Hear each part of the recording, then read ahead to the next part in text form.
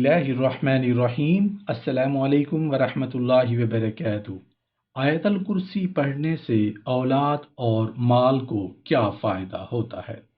नबी करीम सल्लल्लाहु अलैहि वआलिहि वसल्लम ने इरशाद फरमाया कि जो शख्स हर फ़र्ज़ नमाज के बाद आयतल कुर्सी पढ़े, उसे जन्नत में जाने से बजुज़ मौत के और कोई चीज़ नहीं रोक सकती।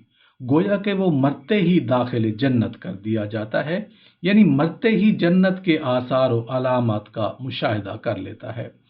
हदीस शरीफ में है कि जो शख्स मुसीबत और सख्ती के दौर में आयतल कुर्सी और सूरह बकरा की आखिरी 3 आयात पढ़ेगा, अल्लाह ताला उसकी फरियाद रसी करेगा और उसकी मुसीबत और सख्ती रफ़ा होगी। इमाम नववी रहमतुल्लाह अलैह ने अपनी तसनीफ़ और फ़ज़ाइल आयतुल कुर्सी में लिखा है कि जो शख्स जुमा के दिन असर के बाद खलवत में बैठकर 313 मरतबा आयतुल कुर्सी पढ़े, उसके माल और कारोबार में इस कदर खैर व बरकत हो कि देखने वाले हैरान रह जाएं। नबी करीम सल्लल्लाहु अलैहि वसल्लम से मरवी है कि आयतुल कुर्सी पढ़कर अगर औलाद या माल पर दम कर दिया जाए तो शैतानी वसवसों और फितनों से माल और औलाद की हिफाजत रहती है और कोई भी शैतानी चाल इंसान को नुकसान नहीं पहुंचाती।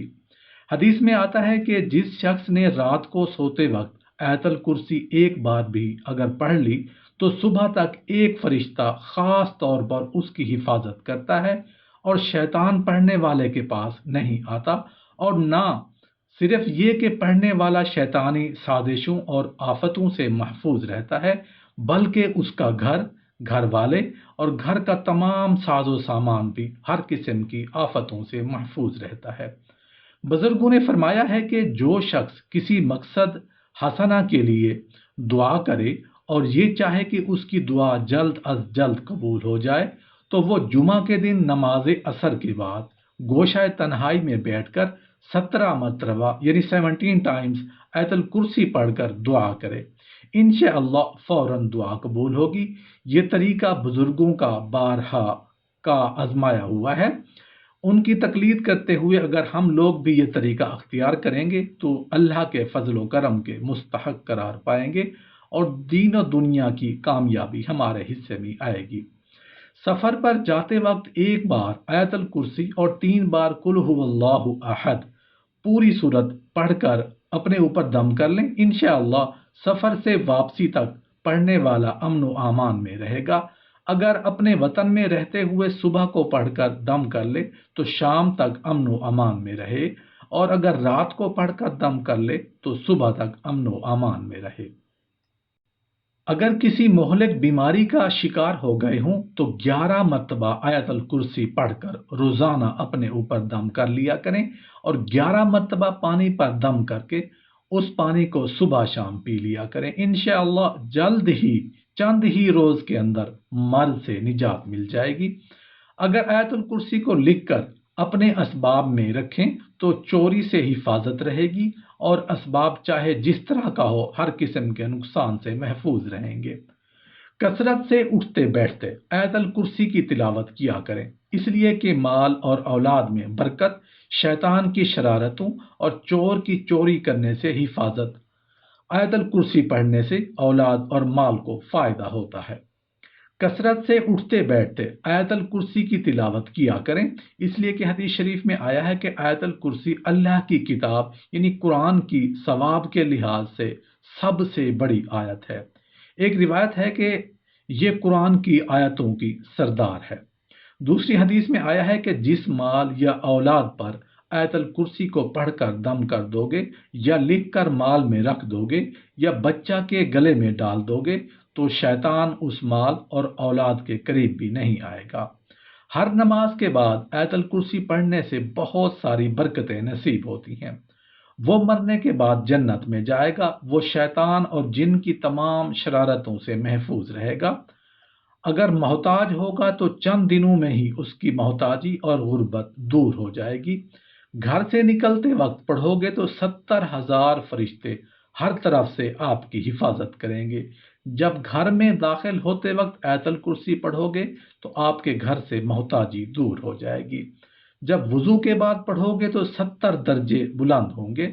اگر رات کو سوتے وقت پڑھو گے تو ایک فرشتہ ساری رات آپ کی حفاظت کرے گا، اور اگر فرض نماز کے بعد پڑھو گے تو آپ کا ایک پاؤں زمین پر اور دوسرا جنت میں ہوگا، اور رزق میں فراوانی کا باعث ہوگا۔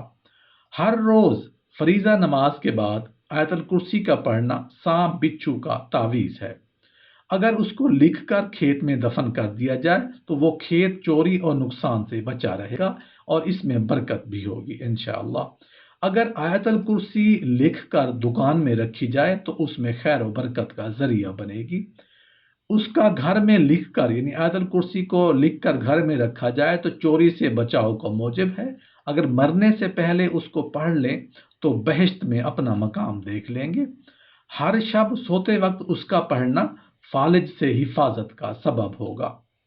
روایت ہے کہ جب آیت الکرسی نبی کریم صلی اللہ علیہ وآلہ وسلم پر نازل ہوئی تو اس کے ساتھ 70,000 فرشتے بھی نازل ہوئے، اور یہ اہتمام اس آیت کی عظمت اور بزرگ کی وجہ سے تھا۔ ایک بار نبی کریم صلی اللہ علیہ وآلہ وسلم نے یہ ارشاد فرمایا کہ آیت الکرسی مجھے عرش کے خزانوں میں سے عطا کی گئی ہے، اور یہ ایسی نعمت ہے کہ مجھ سے پہلے کسی نبی کو عطا نہیں کی گئی۔ بزرگوں نے فرمایا ہے کہ آیت الکرسی کے 170 حروف ہیں، اور اس آیت میں 5 کلمے ہیں اور 10 جملے ہیں۔ جو شخص صبح کو 5 مرتبہ آیت الکرسی پڑھ لیتا ہے وہ شام تک اس خدا کی امان میں رہتا ہے جس کی پناہ سے بڑھ کر کوئی پناہ نہیں، اور جو شخص آبادی سے دور جا کر آیت الکرسی کو 313 مرتبہ پڑھ کر کوئی دعا کرے تو اللہ تعالیٰ فوراً اس کی دعا قبول کر لیتے ہیں۔